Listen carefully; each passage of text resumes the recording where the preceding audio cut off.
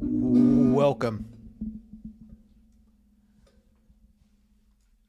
I'm doing a live video. If you're watching this, you're watching the recording probably. Check the timestamps in the description to find out when we actually start, which will be somewhere between 5 and 10 minutes from now.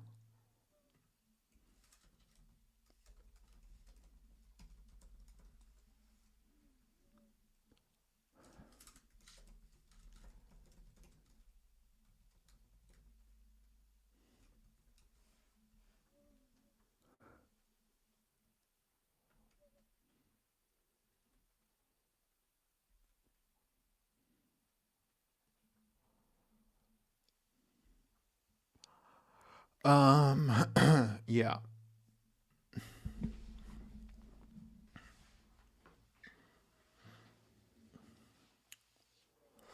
Hello.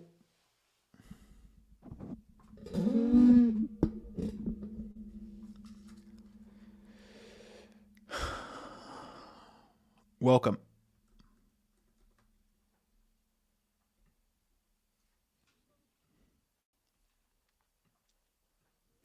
We'll start here in just a few.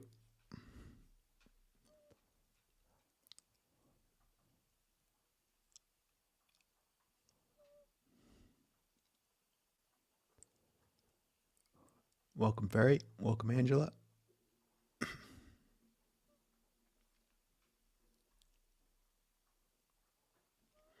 Welcome, Monica.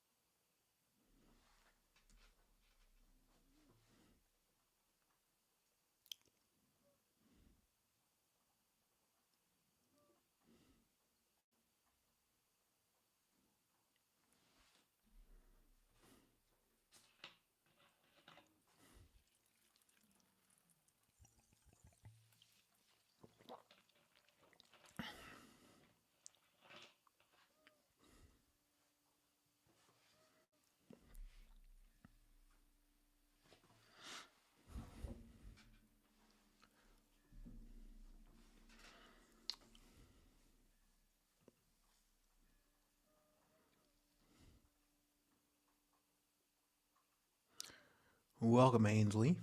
Welcome, Alina. Welcome, Dorada.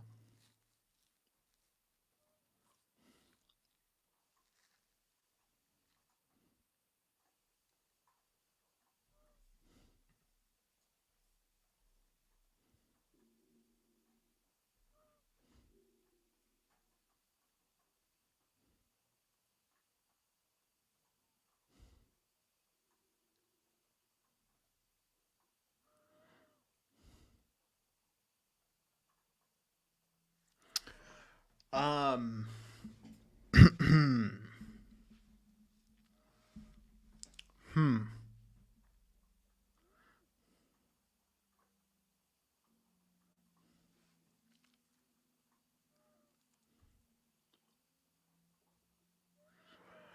Oh my goodness. Oh my goodness. Oh my goodness.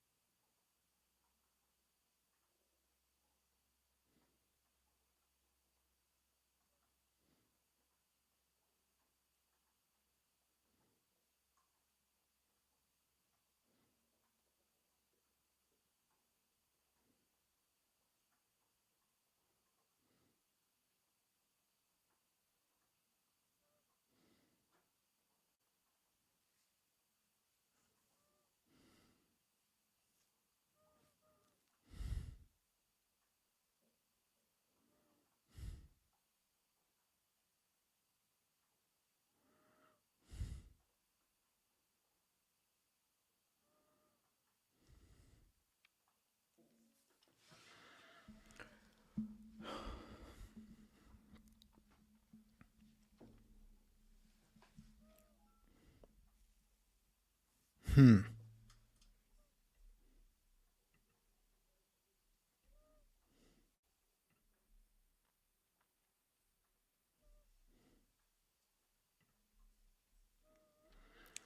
Well, maybe we should start.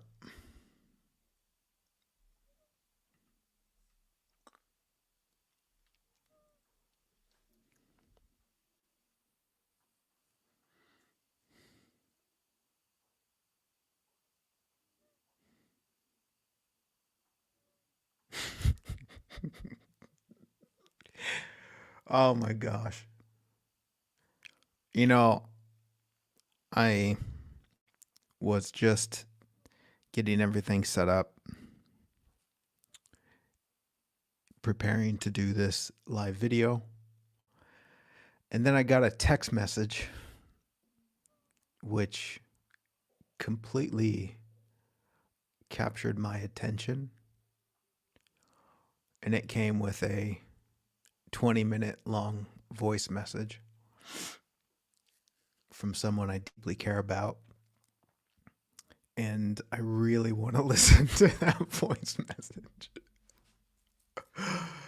And so it has me a little bit distracted here as I'm trying to be here with you right now when another part of me is just super interested in what was said in this voice message.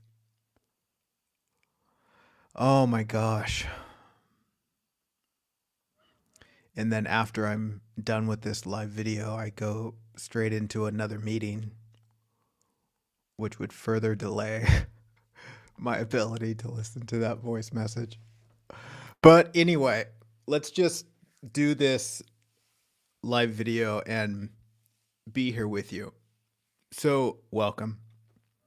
My name's Tiger, and I'm going to hang out here for a little while talking about the subject, the title, which is called Wisdom for Being a Conscious Creator.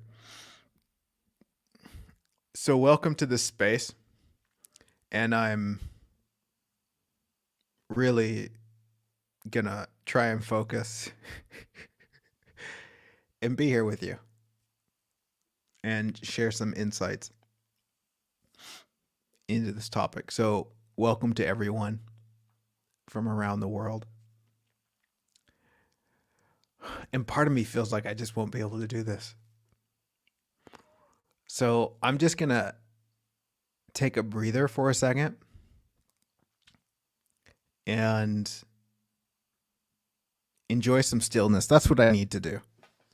I need to just take a minute and just really allow myself to be here.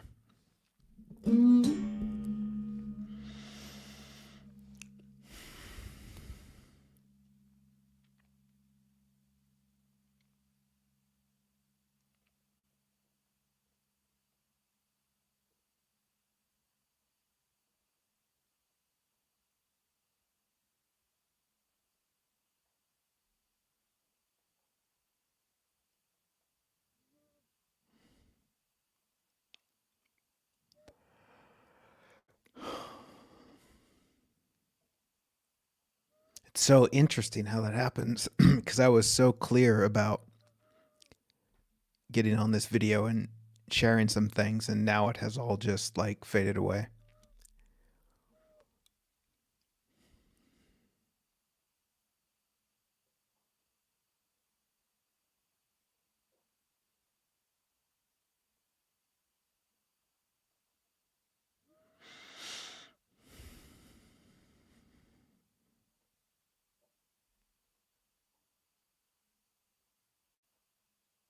Partly makes me want to just talk about something else.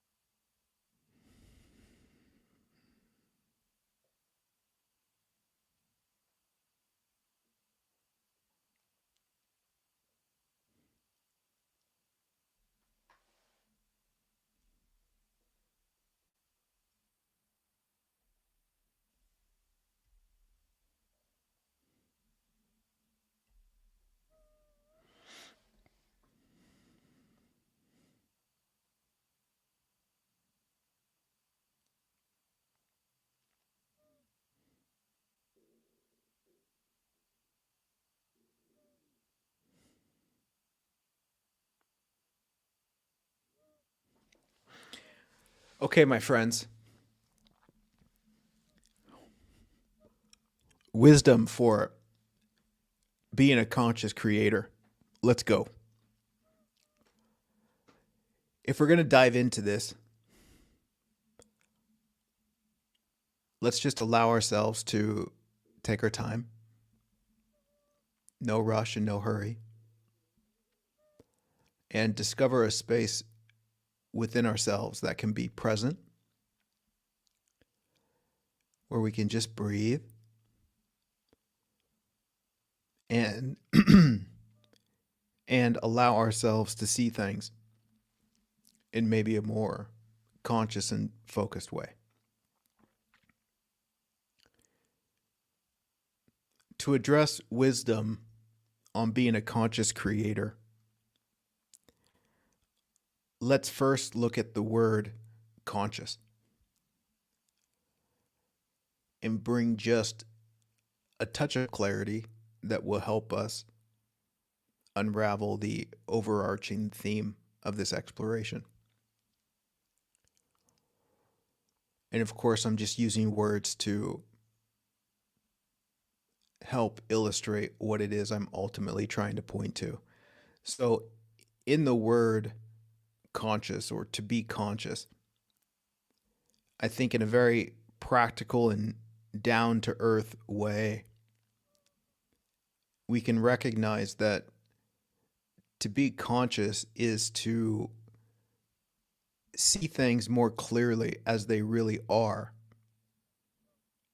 rather than believing in how the mind sees them to be, assumes them to be, or imagines them to be. And this, of course, is something that I'm always referring back to or pointing back to, which is conscious evolution, which is the awakening of our awareness to see life, reality, ourselves, and others in a way that is more in alignment with what truly is. And naturally, as the spiritual pointers have said throughout the years in some way or another, to see things more clearly as they really are, to see the truth of life, so to speak, brings about a natural consequence, which we can communicate as experiencing less fear, which leads to the experience of more love. And this is important to recognize. And we won't go too deep into it, but it's something that I'm constantly referring to, that as we see reality as it really is, what we recognize is that the deep difficulties we are experiencing in our human journey is to respond to the mind's imagination, the monsters, rather than responding to what is actually here and now. And so we are effectively waking up more and more to the life that is here and now, what is really true, and gently releasing the imaginings of the mind, which is so often just a pattern of conditioning, which is how we've been taught to see things, what we've been told things mean, to discover something that is much more real and true beyond that assumption. And it's fun to realize that this conscious evolution is a natural unfolding for the human journey. So much to say that when I look at my life, the real learning, the real progress, the real growth has been this ability to discern the difference between what I only think is happening and getting in touch with what's really happening. Which, in another way, is saying that I recognize more and more that what I think is happening is never really happening in life. More so, I'm just experiencing what I think. And the more I see that, the more I recognize that my experience is much more moldable, fluid, flexible than the mind would originally have me believe. And this is to illustrate how you encounter circumstances and there's the initial knee-jerk reaction of the mind to associate meaning. And you recognize, oh, wait, it doesn't really mean that. I'm just saying it means that. And furthermore, my physiological response is responding to my imagination rather than responding to reality. And this puts me in a, let's just say, powerful position where I realize that it's not life and reality that's bothering me. The disturbance, we could say, is a result of my misunderstanding of experience, which invites me to be still and question what it is that I think is happening, and allows me to look beyond the assumptions, also recognizing how false those assumptions are. You see what I mean when I say this is becoming more conscious. And to become more conscious is to, in some way, recognize more and more how it is that I am creating the experience that I'm having. Because, of course, if I'm recognizing that I'm not responding to reality and I'm responding to my own projections, my own stories, my own assumptions, then I'm recognizing that I'm not a victim per se to something out there. That this is all something that's happening within what I am. And we could also say it's happening within what I am for the benefit of what I am, to ultimately clarify these confusions and see things more clearly. And can we just acknowledge that? Can we look with a degree of honesty that can honor that truth? And for me, as simple as this is, it's quite profound. And just as I contemplate it right now, I'm blown away once again that as I go through this live, there is the assumption that I am experiencing something out there, that I am experiencing something that I'm separate from. Do you see the position that that puts me in as the proverbial victim? Where there is something out there happening to me as I am responding to that something out there. But upon a deeper investigation, at least my conclusion, is that I'm not actually responding to that thing out there. I am responding to how I perceive that thing out there. So in effect, I'm responding to myself. And as life happens, as circumstance happens, I am seeing different aspects of myself, which is to say, I'm seeing different aspects of how I see, of how I interpret. It's like a mirror that's being held up that allows me to see 1,000 different aspects of what I am. And as I see those things, as they're held up as a reflection, I have the opportunity to question my creation.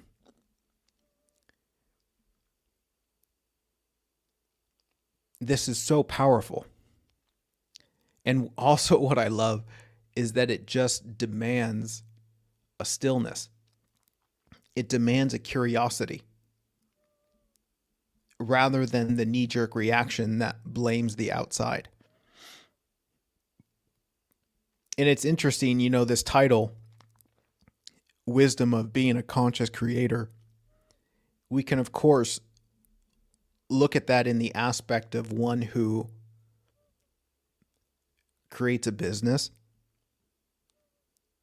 maybe someone who creates content. But that's just one aspect of a bigger picture, which is as one who creates their lived experience, as one who creates their relationships, as one who creates their daily life. These all go together. So hopefully we can articulate this in such a way where it applies to all those different aspects. And you might have to see where it applies for you and what value it might have.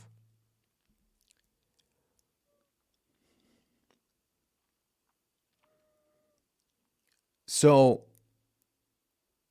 that's just a little bit to be said about the nature of being conscious and recognizing that I am inescapably involved in a journey of becoming more conscious, of seeing things more clearly.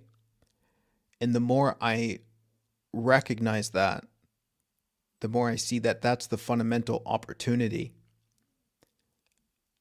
then the opportunity is to recognize that everything I encounter is there to serve that fundamental purpose, the invitation for me to become more conscious. And of course, as I become more conscious, the creation becomes more focused, more intentional. We could also, again, gently say, more powerful.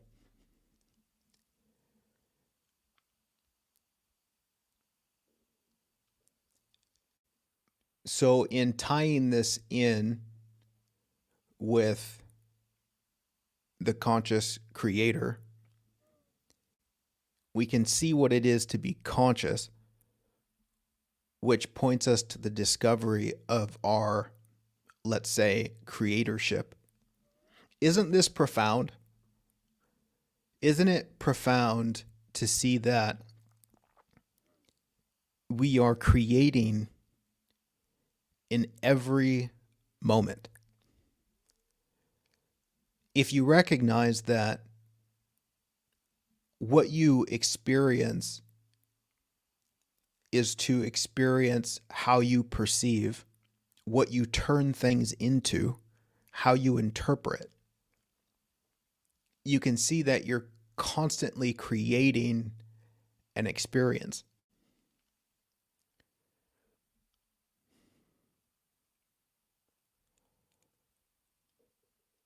And hopefully this isn't overwhelming, which I can see how it could be. Like, oh my God, every single moment I'm creating, it's so out of control. But hopefully we can just take a breath and breathe in the opportunity here.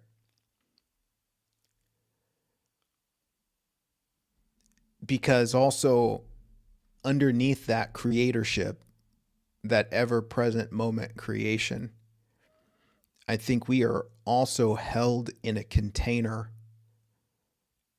that understands that and is somehow supporting the process of our creations becoming more conscious. So I'm not so much suggesting that this is all just put on you and you have to deal with it per se, but I'm suggesting that this experience of being human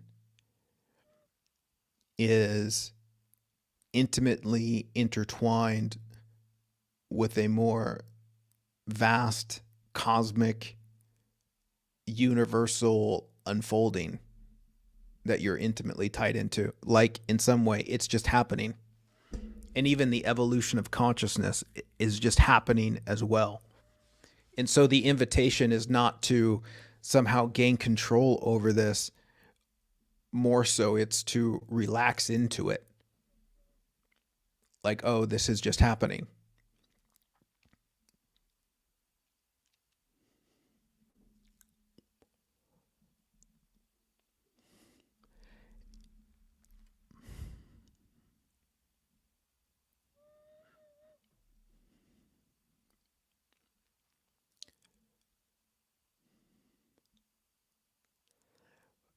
One of the struggles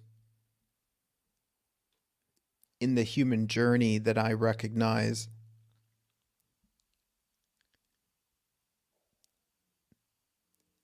is first to notice how what seems to be so difficult is the assumption of separation, which is to say that there is me and then there is life, which speaks back to what I'm saying about experiencing something out there. And if I assume that I'm experiencing something out there, it puts me in this sort of defensive space where I'm trying to wrestle something that I'm separate from. And one of the ways that this becomes quite obvious is in the experience of relationship. And let's just say relationship with another person, where we might be experiencing disappointment, frustration, not getting what we want. And because there's the assumption that I'm wrestling with that which is outside of me, another person, then I assume that I have to somehow gain control over that other person. I somehow have to get them to do what I want them to do, which is quite the interesting battle because I find that it's ultimately futile. And this, of course, is also found in our relationship with life as a whole, where you think you're wrestling this thing called life out there, and we're constantly trying to control the landscape, to rearrange the pieces, whether that's we want other people to be this way and not that way. We want experience to end up like this and not like that. Which, of course, puts you back in that position of being a victim to life, being a victim to that thing out there. And what I find is this vast invitation to let go of life, which is also like letting go of the other person, and really seeing that, okay, my difficulty is not the other person. My difficulty is not life. Rather, my difficulty is in how I see those things, which is also to say what I'm turning those things into.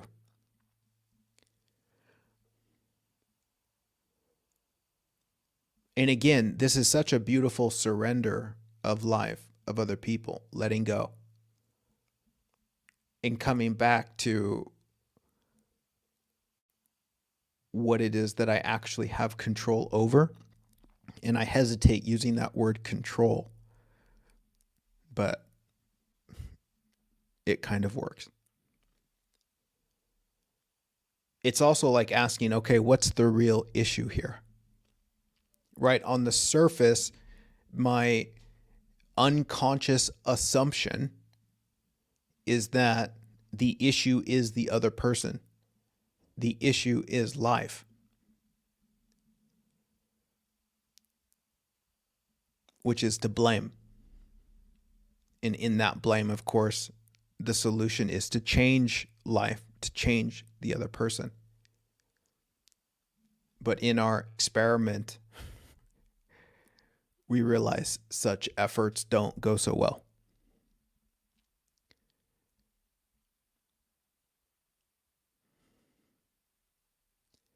And so in asking, okay, what's the real issue? And again, looking at the experience of relationship, what I so often find is that what appears to be happening as it relates to causing disturbance within me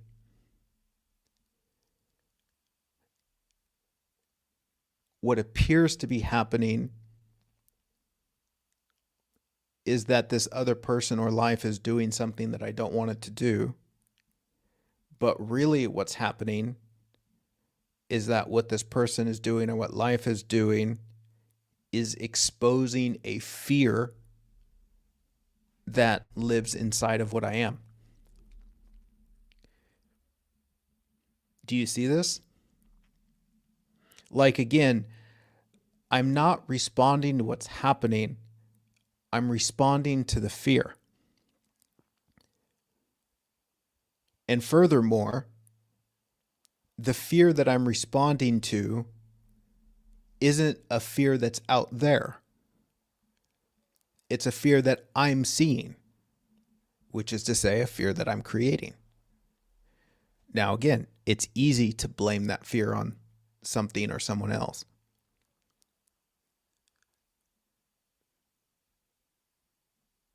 Now, here's the thing. If you blame the fear on something or someone else, then it's like saying that something or someone else has power over you.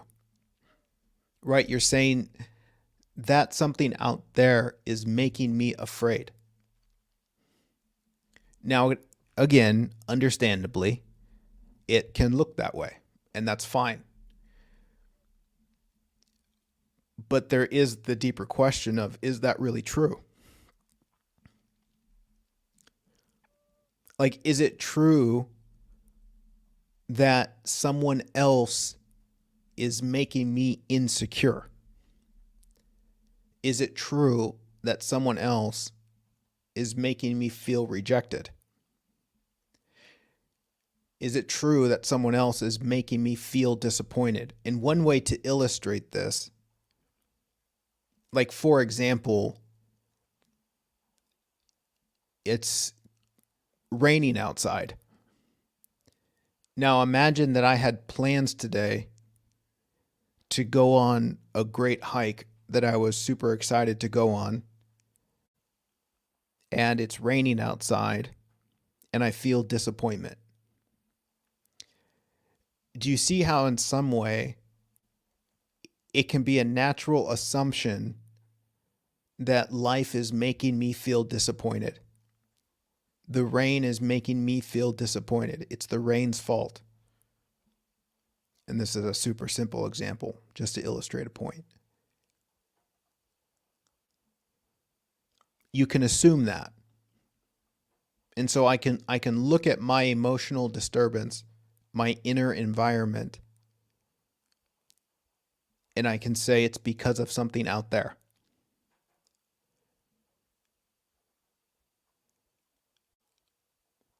But really,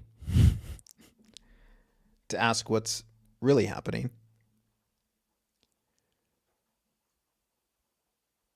what I recognize is that life is just being life.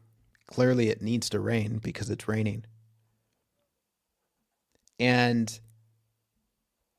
my inability to go out and hike doesn't have any bearing on, let's just say, my wellness. Gosh, this actually goes into so many deep things. As I talk about this, I see all these roads of inquiry that we can dive into to clarify this, but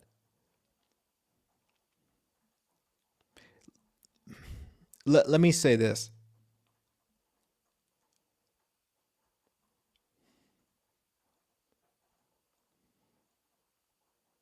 Part of the misunderstanding that makes all of this complicated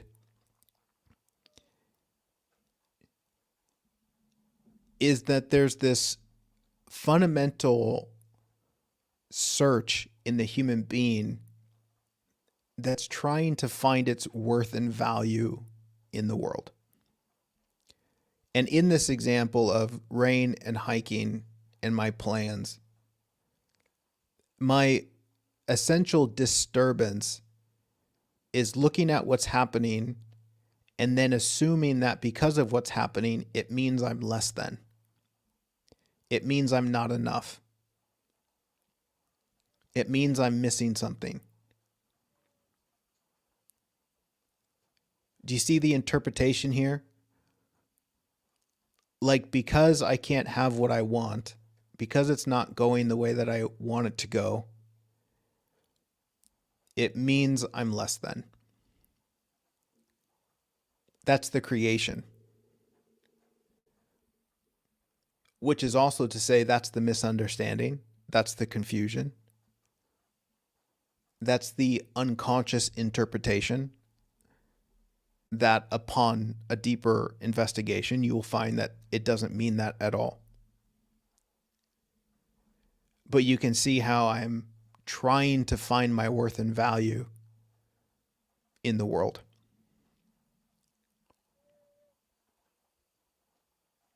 And of course, we do the same thing with relationships. And it's so fascinating to see this. How if you look at any emotional disturbance you have in your relationship life, you can see in some way there is this mechanism that is trying to find your worth and value in the other person. Like, I want you to do this or that so that I am enough. Or I don't want you to do this and that because it reminds me that I'm not enough.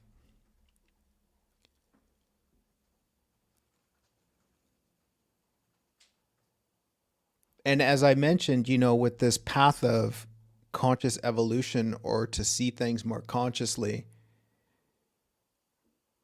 this is simply to see things that are more true. And it's not true that your worth and value is determined by what is or is not happening in the world, right? Like, my worth and value is not determined by my ability to go on a hike today. And again, it's important to see that our suffering, our emotional disturbances are entirely wrapped around the concept of our worth and value, which could also be said as our lovability, our enoughness. Isn't that fascinating? Right? Like, really examine your emotional disturbances and tell me it's not about that. Right? It's not about you feeling like you're enough. You feeling like you're loved. You feeling like you're safe and secure. It's all wrapped around this personal sense of identity that we look for out there in the world.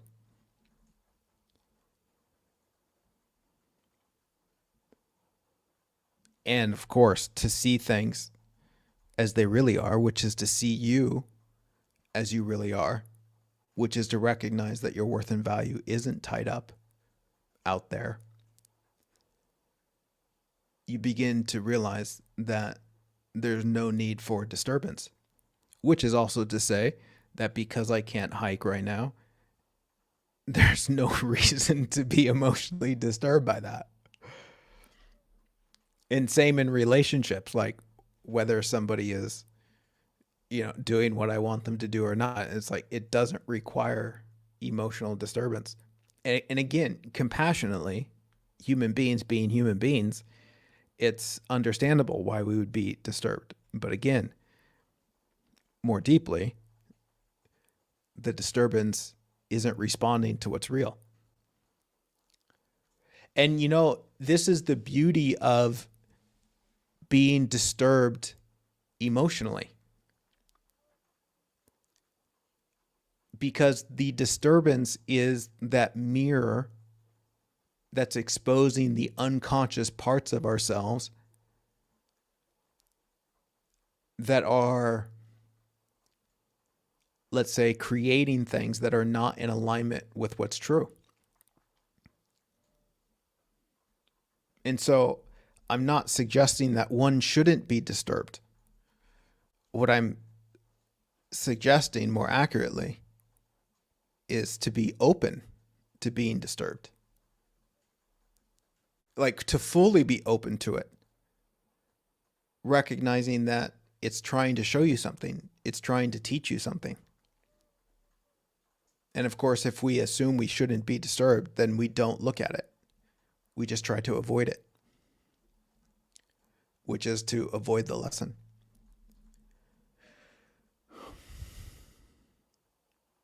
This really speaks to engaging the journey.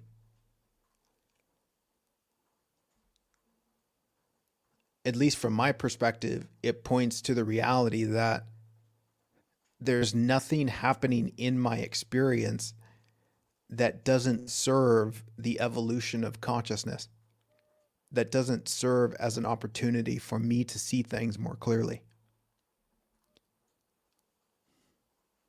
You know what this is also like as it relates to being a conscious creator, maybe in the realm of business, where if there's a sincerity in me to engage some sort of business path,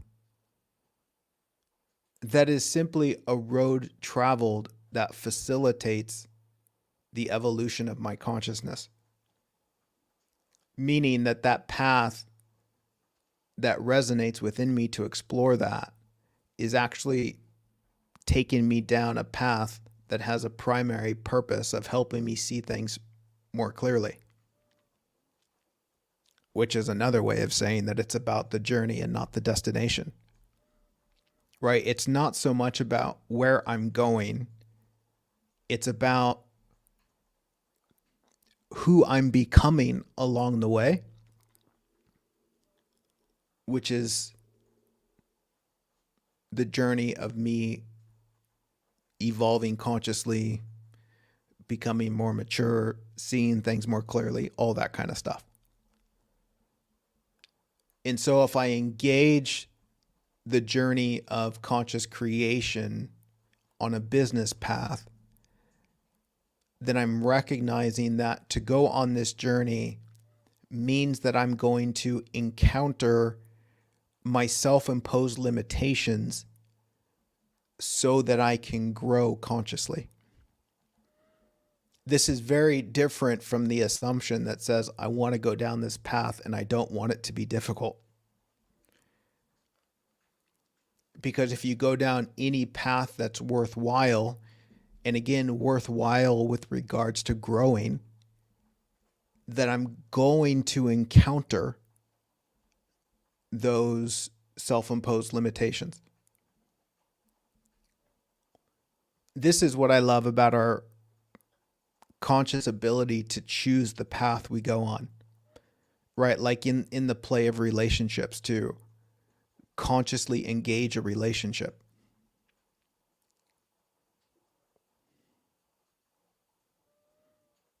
It's like you don't engage a relationship with the assumption that this needs to be easy. It's like, no, this is an opportunity for me to grow. And it's probably going to have degrees of difficulty. And I'm willing to show up for that. Because again, if you engage a relationship with the assumption that it's supposed to be easy, it's also like saying, I'm not going to grow. And then we're going to avoid the opportunities to grow. And you know, this also illustrates the difference maker between those who succeed and those who fail. Right?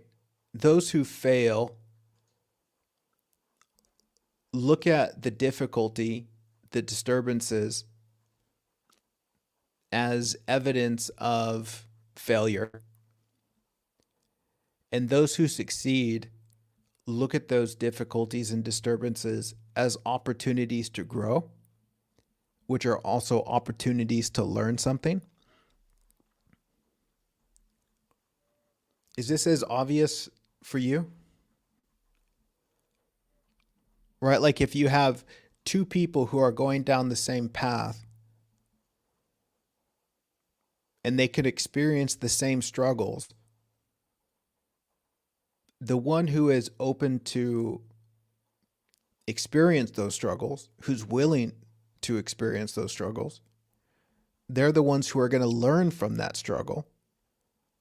And it's going to take them on to the next phase of learning, which will be some form of progress.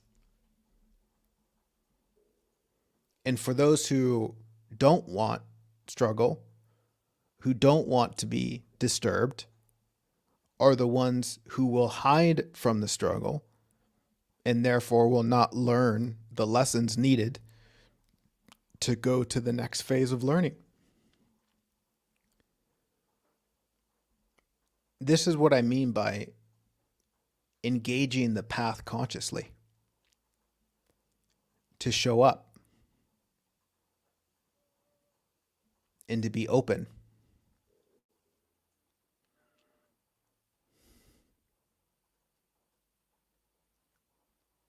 And you know what's fascinating about this is, and this is just, I guess, very practical. As I learn and grow, as I become more conscious, I'm discovering things that ultimately help me to add more value to people's lives. And this is seen in relationship. This is seen in business, right? Like in a relationship, as I become more conscious, I'm able to add more value to the other person's life. And same in business. Which means that there's a greater reward, not only for myself, but for life as a whole, which really speaks to the overarching theme of individual conscious evolution, which is the evolution of consciousness as a whole.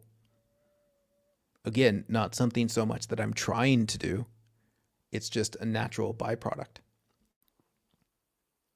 And so I guess maybe in a playful way to wrap this up, because I have a hard out here to make a meeting soon. I guess the overall invitation that I'm trying to extend here as it relates to wisdom, to being a conscious creator, is to be open to transform your relationship with the journey. Because again, you're creating the journey.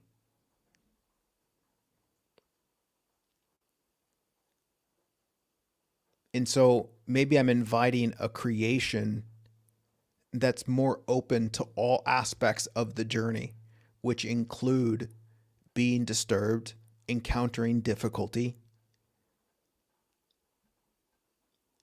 and having an attitude of openness that questions, how is this helping me see things more clearly? What does this difficulty have to teach me? What does this difficulty have to show me about where I'm not seeing myself, life, and others clearly? Right? There's a very profound humility here, by the way, that really strips away the arrogance. Right? There's this humble heart that's developed where it's like, okay, clearly I'm confused. Clearly I'm not seeing reality because I'm disturbed. So what is it that I'm assuming that clearly isn't true? In that humility, at least for me, opens the doorway to see new things, to see things in a way I haven't seen them before, which is also to say to get closer to seeing them in a more true way.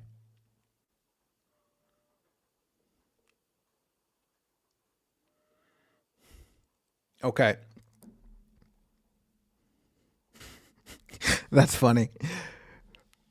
Whenever I do these live videos, I have a topic in mind, and of course, I have a lot of assumptions about what I'm going to be saying, and rarely do I actually say any of that. And so it's always interesting to show up here and just spontaneously speak what comes out of my mouth. I have a few moments here to address any questions that you might have. Uh, so if there's anything you want me to speak to, you can mention it in the comments. And then if not, then we'll just bounce out of here.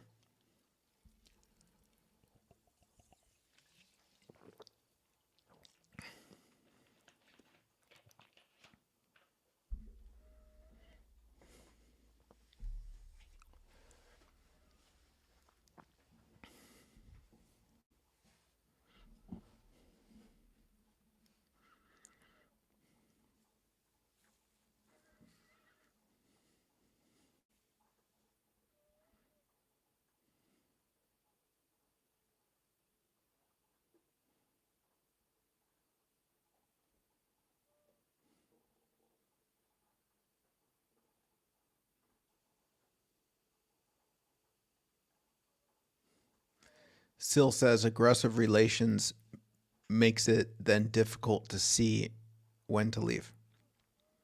Well, yeah, it makes it difficult, but to the degree that it's difficult shows you to the degree there's a misunderstanding. So the degree that it's difficult in some way tells me just how important it is. Where it's like, oh, wow, this is difficult. I really need to take some time and look at what's happening here. Because there's a lot to discover, right? Because in one way, the answer when to leave is actually quite simple. And if we're disconnected from that simplicity, then there's a lot of nonsense in the way. There's a lot of fears and a lot of assumptions that aren't really necessary. And so, at least for me, that difficulty invites a stillness, which will also invite humility. It will also invite a deep self-inquiry to see how I'm the one that's making it more difficult than it needs to be. It'll invite me to see in all the ways I'm trying to control things beyond my control. You see this? The difficulty is just such an invitation to look inward. What's really going on here?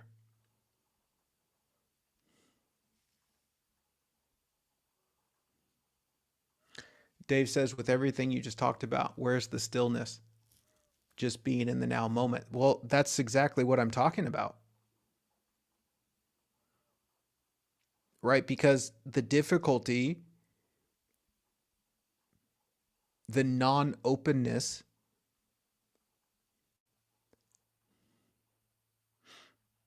is what's inviting stillness. Right? You can see the agitation assumes that there's so many things happening out here, which is not the stillness. And so that difficulty is like an alarm that's going off that says, hey, I need to be still. What's really going on here?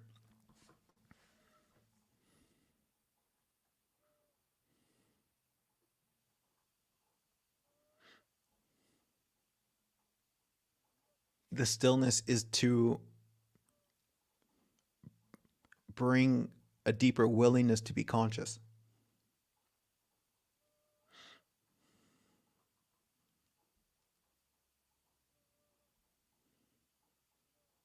And that stillness is also a deeper willingness to engage the journey with more openness. And again, I'm just getting this image of humility and stillness being so intimately intertwined. It's not a stillness to help me regain control over everything. It's a stillness that invites me to let go of everything. right? To let go of what I think I know and just unravel it all and start over. All right, lovelies. I got to go. I got another meeting in 3.5 minutes. I appreciate you guys for hanging out with me. Thanks for your donations if you feel led to do so. And I will be back when I'm back. Until next time, aloha. Cheers to the beauty that you already are.